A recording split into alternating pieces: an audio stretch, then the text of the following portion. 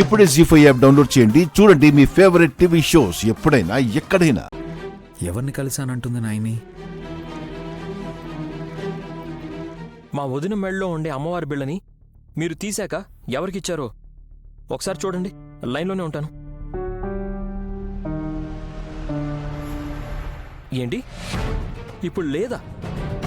Okay, thank you. Bulibabu గారు, ఆ అమ్మవారి బిళ్లకు కొత్త తాడు వేసి విశాల్ బావగారి చేత మా అక్క మెళ్ళో కట్టించింది కదా ఆ గాడి పాప విశాలాక్షి. కట్టించింది సరే సుమన, కానీ ఆ బిళ్ళని ఎలా తీసుకొచ్చిందా అని. మా నైనక్కని అమ్మ అని అంటుంది కదా. మా అమ్మ మెళ్ళో ఉండే అమ్మవారి బిళ్లను పక్కకి తీసిపెట్టి ఉంటే ఇస్తారా ప్లీజ్ అని అంటే ఇచ్చుంటారు. అది బంగారం అయ్యుంటే వాళ్లే ఇచ్చేవాళ్లు కాదు.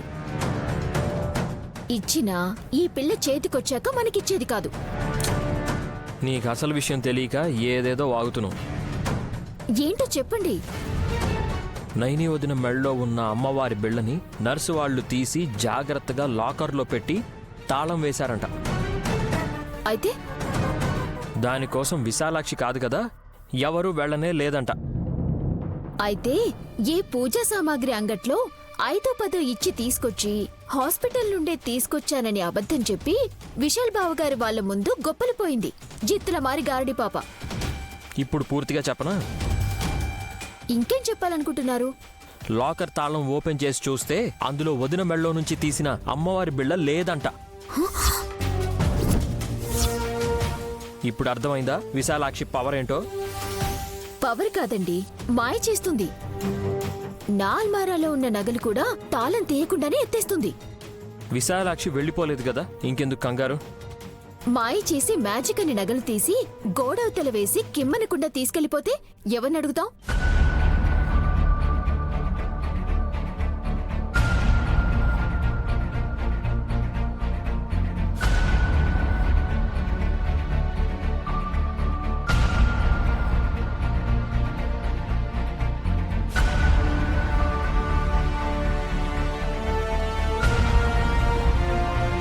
ఉన్నాయా? ఉన్నాయి.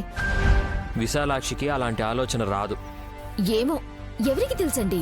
ఒకసారి సరిచూసుకుంటే మనకే మంచిది. మన వస్తువు మన దగ్గరుండాలి. అలా ఉండాలని వదిన మెళ్ళలో ఉండాల్సిన అమ్మవారి బిళ్ళని కూడా తీసుకొచ్చి ఇచ్చింది. ఇవ్వడమే గాని తీసుకోవడం తనకి తెలీదు. మీరు అందర్నీ గుడ్డిగా నమ్ముతారు, నన్ను తప్ప. వారం రోజుల నుండి దేని నమ్మాలో ఎవరిని నమ్మాలో తెలియనట్టుగా అయింది.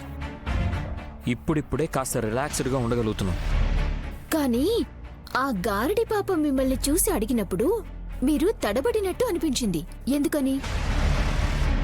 ఫోన్ వచ్చింది, నేను తర్వాత మాట్లాడతాను. హలో? రింగ్ కూడా వినిపించలేదు. ఫోన్ వచ్చిందని వెళ్లారేంటి?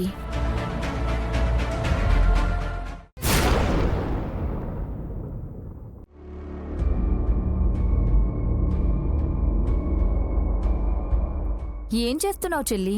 రాసుకుంటున్నానక్క. పౌడరా క్రీమా? కాగితం ముక్కలో రాసుకుంటున్నాను.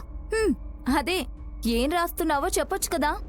నువ్వు పెన్ను పేపర్ పట్టుకున్నావంటే రాస్తున్నావని నేను అడక్కపోయినా తెలుస్తుంది కదా. కాసేపయ్యాక తనకు గుర్తుండదని అమ్మ ముందే రాసి పెట్టుకుంటుంది. Oh I see, good, keep it up. Hey, అరే గుర్తుండదంటే గుడ్ అంటావేంటే? ఎందుకు మతుండదో అడగాలి కదా. మతిలేంది మీకు. హే, చెల్లికేమైంది బంగారంలాగా ఉంటేను? నాకు అర్థం కాలేదు హాస్ని. నైనికి ఎందుకు జ్ఞాపకం ఉండదు? రెండో పాయింట్ ఏంటంటే నైనిగా మర్చిపోతే త్రినేత్రిగా ఎందుకు గుర్తుంటుంది?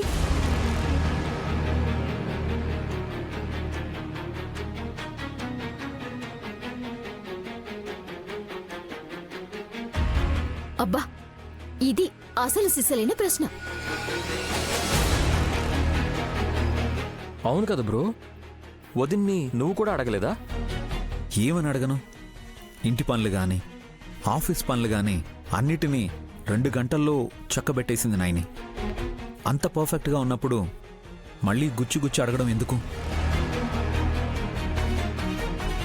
ఇది పాయింటే. అవును, ఇంతకీ ఏం మర్చిపోతానని రాసుంటుందో చూడొచ్చా? చూడొచ్చా నైని? ఎందుకత్తయ్యా? నిన్ను ఆట పట్టిద్దాం అనుకుంటున్నారమ్మా. ఏడిపించాలి అని అనుకునే వాళ్ళు నవ్వుల పాలవుతారు అని తెలుసుకుంటే బాగుంటుంది. పోనీ ఆ చీటీలో ఏం రాసిందో తనని చదవమనండి. సుమనా, నేను ఇలా రాసుకోవడం వల్ల నీకేమైనా ఇబ్బందా? అబ్బే, నాకెందుకుంటుంది ఇబ్బంది? నువ్వేం నా గురించి రాయటం లేదు కదా. అమ్మ ఏం రాసిందో చూడండి. ఇది వాళ్ళకి అనవసరం విశాలాక్షి. మీరు అలా అనే కొద్దీ అదేంటో చూడాలన్న ఆసక్తి పెరిగిపోతుంది వదినా. చూపించమ్మా, పోనీ నేను చదవనా? బేషుగ్గా ఇవ్వమ్మా. దీనికి మాకు మాట పడతావు ఎందుకమ్మా? ఇటివ్వు.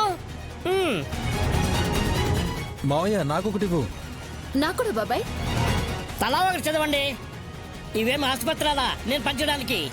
అలడు టేక్ ఇట్. ఇదిగమ్మా సుమ్మమ్మా. అక్కాయ్ అలడు నువ్వు కూడా తీసుకో. అలడు నువ్వు తీసుకో. అయినమ్మా ఇక తీసుకో.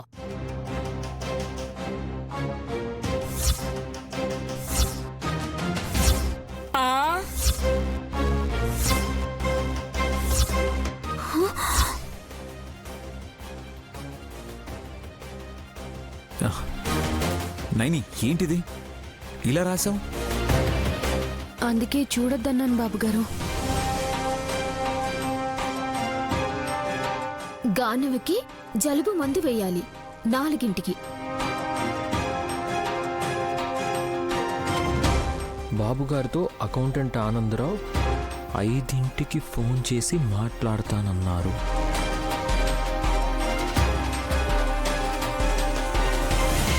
నా పేరు నైని.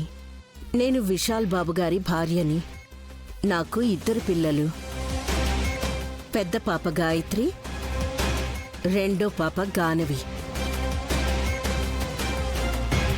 నిన్ను త్రినేత్రి అన్నా నైని అన్నా రెండింటికి చిరునవ్వుతోనే సమాధానం ఇవ్వు. చిరాకు పడకు.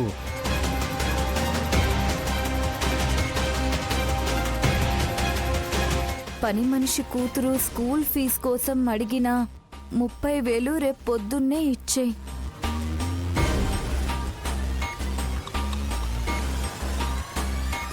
పావనమూర్తి బాబాయ్ దాచిపెట్టిన మందు సీసాను పిన్ని తీసింది అని చెప్పాలి.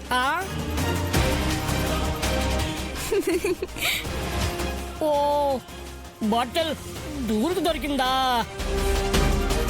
నీ చేతిలో ఉన్న చీటీ ఏంటో చూడు నాన్న.